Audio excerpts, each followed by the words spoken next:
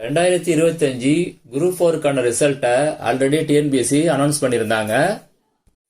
அடுத்ததா certificate verification list, அதாவது on screen certificate verification இது நடக்க போகுது. இதுல யார் யாரு சர்டிபிகேட் அப்லோட் பண்ணணும் அப்படிங்கிற லிஸ்ட்டை அவங்க டிஎன்பிஎஸ்சி ரிலீஸ் பண்ணுவாங்க.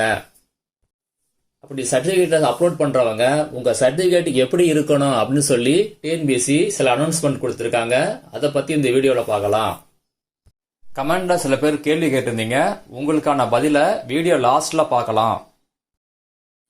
இந்த அனௌன்ஸ்மெண்ட் என்ன சொல்லியிருக்காங்க அப்படின்னா, சான்றிதழ் சரிபார்ப்பு தேர்வரின் பெயர், அதாவது உங்க நேம் எப்படி இருக்கணும் அப்படிங்கிறத பத்தி சொல்லியிருக்காங்க.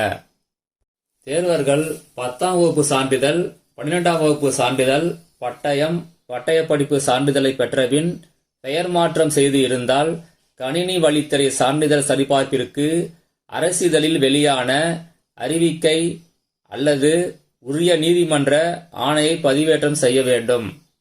அதாவது என்ன சொல்றாங்க அப்படின்னா, நீங்க உங்க 10th மார்க் ஷீட்ல இல்ல +2 மார்க் ஷீட்ல இல்லட்டா டிகிரி டிப்ளமா இந்த மார்க் ஷீட்ல நீங்க படிச்சு முடிச்ச பிறகு உள்ள பேருக்கும் அதுக்கு பிறகு நீங்க உங்க பேரை சேஞ்ச் பண்ணிருந்தீங்க அப்படின்னா நீங்க உங்க கெசட்ல நோட்டிபிகேஷன்ல உங்க நேம் சேஞ்ச் பண்ணிருப்பீங்க இல்லையா, அந்த நேம் சேஞ்ச் கெசட் நோட்டிபிகேஷன் நீங்க சப்மிட் பண்ணணும். அதாவது சர்டிபிகேட் அப்லோட் பண்ணும்போது அதையும் சேர்த்து அப்லோட் பண்ணணும். இல்லைன்னா கோர்ட்ல உங்க நேம் சேஞ்சுக்கான ஆர்டர் கொடுத்துருப்பாங்க இல்லையா, அதைய நீங்க சேர்த்து அப்லோட் பண்ணணும். அது மாதிரி நீங்க உங்க கெசட்டோ இல்ல கோர்ட் ஆர்டரோ சேர்த்து நீங்க அப்லோட் பண்ணாதான் உங்க சர்டிபிகேட்டை டிஎன்பிஎஸ்சி அக்செப்ட் பண்ணுவாங்க. இந்த அனௌன்ஸ்மெண்ட் எதை பத்தி அப்படின்னா, தேர்வரின் பெயர், அதாவது உங்க நேம், இதுவும் அதே தான். என்னன்னு பார்க்கலாம். தேர்வர்கள் இணையவழி விண்ணப்பத்தில் தெரிவித்த பெயருக்கும் 10ஆம் வகுப்பு சான்றிதழ், 12ஆம் வகுப்பு சான்றிதழ், பட்டயம், பட்டய படிப்பு சான்றிதழ் உள்ள பெயருக்கும் எழுத்து பிழை, பெயரில் எழுத்துக்களுக்கு இடையே இடைவெளி, அதாவது ஸ்பேஸ், அடுத்தது தலைப்பெழுத்து, அதாவது இனிஷியல் ஆகியவற்றில் ஏதேனும் வேறுபாடு இருந்தால் அதற்குரிய விளக்கத்தினை ஒரு உறுதிமொழியாக, அதாவது அண்டர்டேக்கிங், கணினி வழித்தறை சான்றிதழ் சரிபார்ப்புக்கு பதிவேற்றம் செய்ய வேண்டும். அதாவது உங்க நேம் உங்க 10th மார்க் ஷீட்ல, 12th மார்க் ஷீட்ல, டிப்ளமா மார்க் ஷீட்ல இல்ல டிகிரி மார்க் ஷீட்ல ஏதாவது ஸ்பெல்லிங் மிஸ்டேக் இருந்துச்சு அப்படின்னா, இல்ல ஸ்பேஸ் இருந்துச்சு அப்படின்னா, அதாவது உங்க பேருக்கு இடையில ஸ்பேஸ், இப்ப சிவகுமார் அப்படின்னா சிவகுமார் சேர்த்து இருக்கலாம், இல்ல சிவா கேப் விட்டு குமார் இந்த மாதிரி இருக்கலாம். இந்த மாதிரி ஸ்பேஸ் இருந்தாலோ இல்ல உங்க இனிஷியல்ல ஏதாவது ஒரு மிஸ்டேக் இருந்தாலோ நீங்க என்ன பண்ணணும் அப்படின்னா, நீங்க ஒரு லெட்டரை டிஎன்பிஎஸ்சிக்கு எழுதி அப்லோட் பண்ணணும். அதாவது உங்க சர்டிபிகேட்டோட இந்த லெட்டரையும் எழுதி அனுப்பணும். அந்த லெட்டருக்கு பேரு அண்டர்டேக்கிங் லெட்டர், அதாவது உறுதிமொழி கடிதம். இந்த லெட்டர் எப்படி எழுதுறது அப்படின்னு நெக்ஸ்ட் வீடியோல கிளியரா சொல்றேன். அதே மாதிரி எழுதி உங்க சர்டிபிகேட் அப்லோட் பண்ணும்போது அதையும் சேர்த்து அப்லோட் பண்ணிடுங்க. இந்த அனௌன்ஸ்மெண்ட் எதை பத்தி அப்படின்னா, உங்க கம்யூனிட்டி சர்டிபிகேட்டை பத்தி. என்னன்னு பார்க்கலாம். மாவட்ட பிரிவிற்கு முன் ஒருங்கிணைந்த மாவட்டத்தில் பெற்ற வகுப்பு சான்றிதழ் ஏற்றுக்கொள்ளப்படுமா? மாவட்ட பிரிவிற்கு முன் ஒருங்கிணைந்த மாவட்டத்தில் பெற்ற வகுப்பு சான்றிதழ் ஏற்றுக்கொள்ளப்படும். அதாவது என்ன சொல்றாங்க அப்படின்னா, நீங்க ஒரு டிஸ்ட்ரிக்ட்ல இருந்திருப்பீங்க, அப்ப கம்யூனிட்டி சர்டிபிகேட் வாங்கியிருப்பீங்க உங்க பேர்ல. ஆனா அந்த டிஸ்ட்ரிக்ட் அப்புறம் 2ஆ பிரிச்ச பிறகு நீங்க வேற டிஸ்ட்ரிக்ட் போயிருப்பீங்க. வேற டிஸ்ட்ரிக்ட் போயிருப்பீங்க மீன் என்னன்னா, பிரிச்ச இன்னொரு டிஸ்ட்ரிக்ட்டுக்கு நீங்க போயிருப்பீங்க.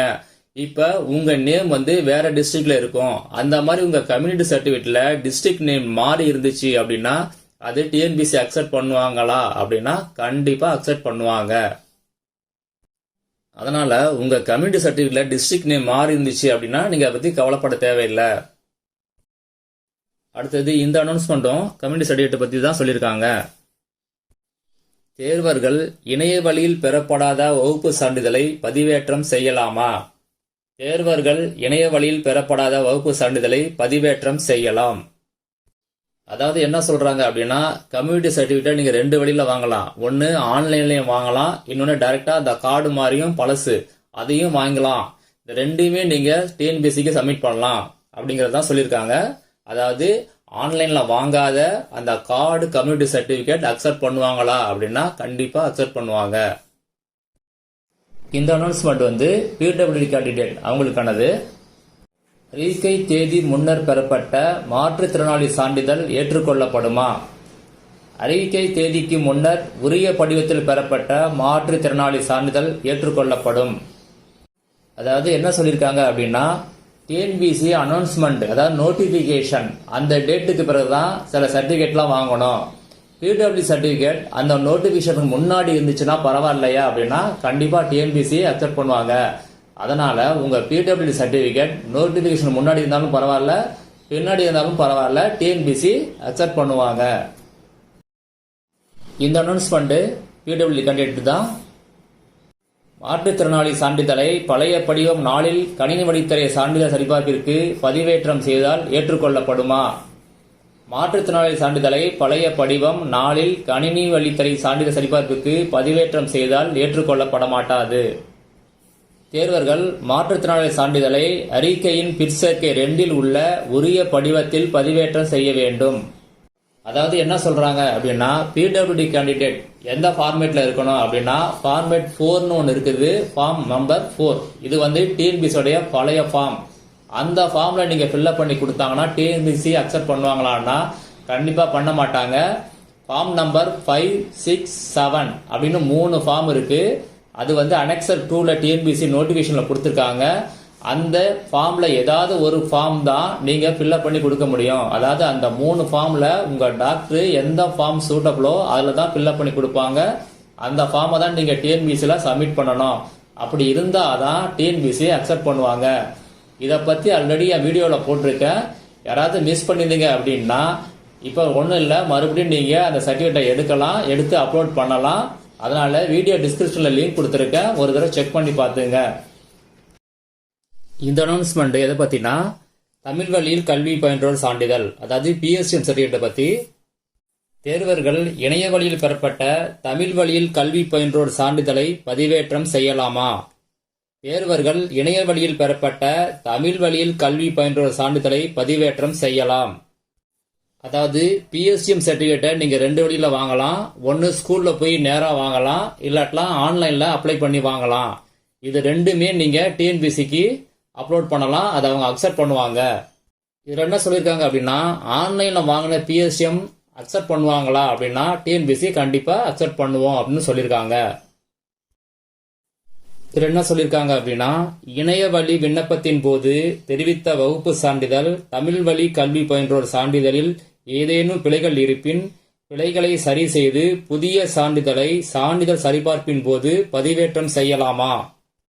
இணைய வழி விண்ணப்பத்தின் போது தெரிவித்த வகுப்பு சான்றிதழ் தமிழ் வழி கல்வி பயின்றோர் சான்றிதழில் ஏதேனும் பிழைகள் இருப்பின் பிழைகளை சரி செய்து புதிய சான்றிதழை சான்றிதழ் சரிபார்ப்பின் போது பதிவேற்றம் செய்யலாம். அதாவது நீங்க அப்ளை பண்ணும்போது உங்க கம்யூனிட்டி சர்டிபிகேட், பிஎஸ்டிஎம் சர்டிபிகேட் அந்த சர்டிபிகேட்ல ஏதாவது மிஸ்டேக் இருந்துச்சு அப்படின்னு நீங்க பாத்தீங்க அப்படின்னா இப்ப புதுசா வாங்கி அதை அப்லோட் பண்ணலாமா அப்படின்னு கேள்விக்கு அவங்க என்ன சொல்லியிருக்காங்க அப்படின்னா, நீங்க நியூவா பிஎஸ்டிஎம் சர்டிபிகேட்டோ இல்ல கம்யூனிட்டி சர்டிபிகேட்டோ புதுசா வாங்கி அப்லோட் பண்ணலாம். நீங்க உங்க அப்ளிகேஷன்ல சொன்ன சர்டிபிகேட் நம்பரும் இப்ப உள்ள நம்பரும் வேற வேற நம்பரா இருக்கும், இருந்தாலும் பரவாயில்ல, டிஎன்பிசி கண்டிப்பா அக்செப்ட் பண்ணுவாங்க. ஆல்ரெடி உங்க சர்டிபிகேட்லாம் டிஎன்பிசிக்கு எப்படி இருக்கணும் அப்படின்னு சொல்லி ஒரு வீடியோ போட்டிருக்கேன். அதுல இந்த விஷயம்லாம் நான் சொல்லியிருக்கேன்.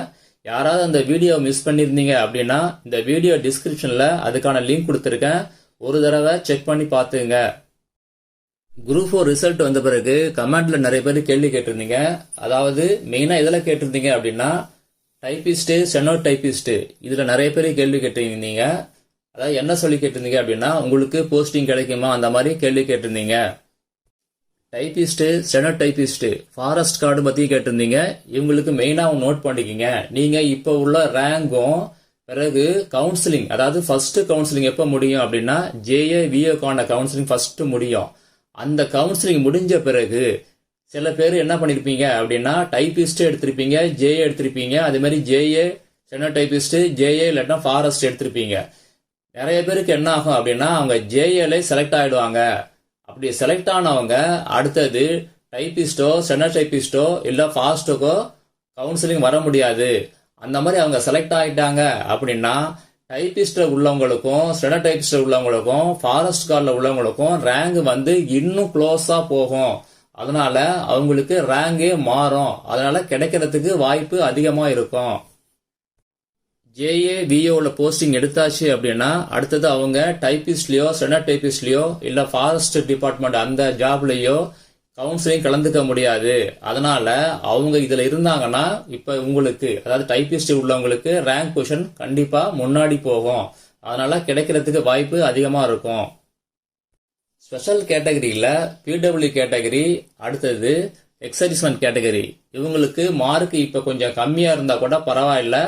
இந்த டைம் அவங்க சர்டிபிகேட் அப்லோட் பண்ண சொல்லி வரல அப்படின்னா கூட நீங்க வெயிட் பண்ணுங்க. ஏன்னா கண்டிப்பா உங்களுக்கு செகண்ட், தேர்டு, ஃபோர்த்து கவுன்சிலிங் வரைக்கும் வரும். அதனால நீங்க கொஞ்சம் வெயிட் பண்ணுங்க, கண்டிப்பா வர வாய்ப்பு இருக்கு. அதே மாதிரி டைப்பிங்கை பொறுத்த வரைக்கும் நீங்க போத்தும் ஹையரா இருந்துச்சு அப்படின்னா உங்களுக்கு வாய்ப்பு அதிகமா இருக்கு. ஏன்னா அப்படிதான் அவங்க எடுப்பாங்க. இங்கிலீஷ், தமிழ் ரெண்டுமே நீங்க ஹையர் அப்படின்னா ஃபர்ஸ்ட் ப்ரியாரிட்டி கொடுப்பாங்க. அடுத்தது தமிழ் ஹையர், இங்கிலீஷ் லோயர் அப்படின்னா செகண்ட் ப்ரியாரிட்டி. அடுத்தது தமிழ் லோயர், இங்கிலீஷ் ஹையர் அப்படின்னா தேர்ட் ப்ரியாரிட்டி. அதனால போத்தும் ஹையரா இருந்துச்சு அப்படின்னா உங்களுக்கு ஃபர்ஸ்ட் ப்ரியாரிட்டி கொடுப்பாங்க. அதனால நீங்களும் கொஞ்சம் வெயிட் பண்ணுங்க. இன்னும் சில பேர் கேட்டிருந்தீங்க வேகன்சி இன்க்ரீஸ் ஆகுமான்னு கேட்டிருந்தீங்க. வேகன்சி கண்டிப்பா இன்க்ரீஸ் ஆகும். ஆனா நீங்க நினைக்கிற மாதிரி அதிகமாலாம் ஆகாது. ஏன்னா கவுன்சிலிங் நடக்கிறதுக்கு இன்னும் 2-3 மாசம் ஆகும். அதுக்குள்ள அந்த 2-3 மாசத்துல வேகன்சி மினிமம் எனக்கு தெரிஞ்சு ஒரு 500 மேக்சிமம் அவ்வளவுதான் வரும்னு நினைக்கிறேன். அதுக்கு மேல வர வாய்ப்பு இல்ல. அவ்வளவுதான் இன்க்ரீஸ் ஆகும்.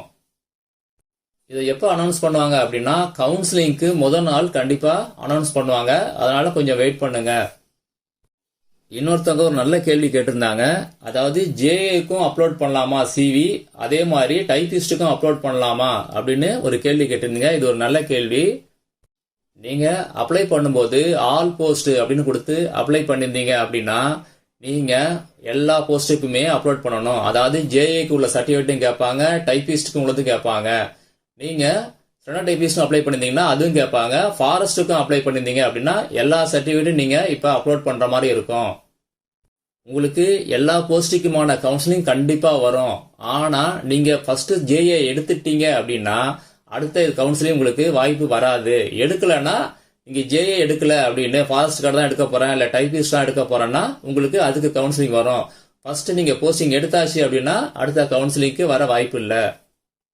இன்னொருத்தவங்க ஒரு கேள்வி கேட்டிருந்தாங்க. இதுவும் நல்ல கேள்விதான். என்னன்னு சொல்லியிருந்தாங்க அப்படின்னா ரேங்க் வைஸ் தான் சர்டிபிகேட் அப்லோட் பண்ண சொல்லுவாங்களா அப்படின்னு கேட்டிருந்தீங்க. அப்படி கிடையாது. ஏற்கனவே என் வீடியோல என்ன சொல்லியிருக்கேன் அப்படின்னா ஜெனரல் டர்ன் அதாவது பொதுப்பிரிவு, அந்த பொதுப்பிரிவுக்கு மட்டும்தான் உங்களுக்கு ரிசர்வேஷன் கிடையாது. அதுக்கு மட்டும்தான் ரேங்க் படி எடுப்பாங்க. இவ்வளவு போஸ்ட் இருந்துச்சு ஜெனரல் டர்ன்ல அப்படின்னா அந்த ஒரு 1000 போஸ்ட் இருக்கு அப்படின்னா அந்த 1000 போஸ்ட்டுக்கு தான் உங்களுக்கு ஜெனரல் டர்ன் எடுப்பாங்க. அதுக்கு பிறகு கேட்டகரி வைஸ் அதாவது கம்யூனிட்டி வைஸ் போயிடுவாங்க. அடுத்தது ஸ்பெஷல் கேட்டகரி வைஸ் போயிடுவாங்க. அதனால ரேங்க் படி தான் வரும் அப்படின்னு கிடையாது. 50,000 ரேங்க்ல உள்ளவங்களுக்கும் வாய்ப்பு இருக்குது. அவங்களும் கவுன்சிலிங்ல வரலாம். கண்டிப்பா நடக்கும். TNPSC உங்களுக்கு போடும்போது கேட்டகரி வச்சு தான் உங்களுக்கு கண்டிப்பா கவுன்சிலிங் கூப்பிடுவாங்க. வெறும் ரேங்க் மட்டும் வச்சு கிடையாது. ஆல்ரெடி என் பழைய வீடியோலயே சொல்லியிருக்கேன். 50,000 ரேங்க்ல உள்ளவங்களுக்கும் VO போஸ்ட் கிடைச்சிருக்குது. அதை மறந்துடாதீங்க. இன்னொருத்தங்க கேட்டிருந்தீங்க COA சர்டிபிகேட்டுக்கு பதிலா என்னென்ன சர்டிபிகேட் ஈக்குவலன்ஸ் கேட்டிருந்தீங்க. இதுக்கு ஆல்ரெடி வீடியோ போட்டிருக்கேன். இப்போ இந்த வீடியோ டிஸ்கிரிப்ஷன் லிங்க்ல உள்ள வீடியோலையும் பாருங்க. அதுலயும் கிளியரா சொல்லியிருப்பேன். அதுக்கு என்னென்ன ஈக்குவலன்ட் இருக்கு அப்படின்னு சொல்லி அந்த இதுதான் எலிஜிபிள். அப்படி நீங்க மாத்தி நீங்க அப்ளை பண்ணிருந்தீங்க அப்படின்னா இப்ப என்ன பண்ணணும் அப்படின்னா அதுக்கு ஒரு மன்னிப்பு கடிதம், அதாவது நீங்க கண்டிப்பா அப்பாலஜி லெட்டர் கண்டிப்பா அப்லோட் பண்ணணும். அதாவது என்ன அப்படின்னா நீங்க COAக்கு பதிலா ஈக்குவலன்ட் இல்லாத வேற ஒரு கோர்ஸை நீங்க அப்லோட் பண்ணிட்டீங்க அப்படின்னா TNPSC அந்த டைம்ல வெரிஃபை பண்ண மாட்டாங்க. இப்ப சர்டிபிகேட் நீங்க அப்லோட் பண்ண பிறகுதான் வெரிஃபை பண்ணுவாங்க. அந்த டைம்ல அது தப்பா இருந்துச்சு அப்படின்னா ரிஜெக்ட் பண்ண வாய்ப்பு இருக்கு. அதனால அதுக்கு பதிலா நீங்க என்ன பண்ணணும்னா ஒரு மன்னிப்பு கடிதத்தை எழுதி அட்டாச் பண்ணணும். அது எப்படிங்கறத அடுத்த வீடியோல நான் கண்டிப்பா கிளியரா சொல்றேன்.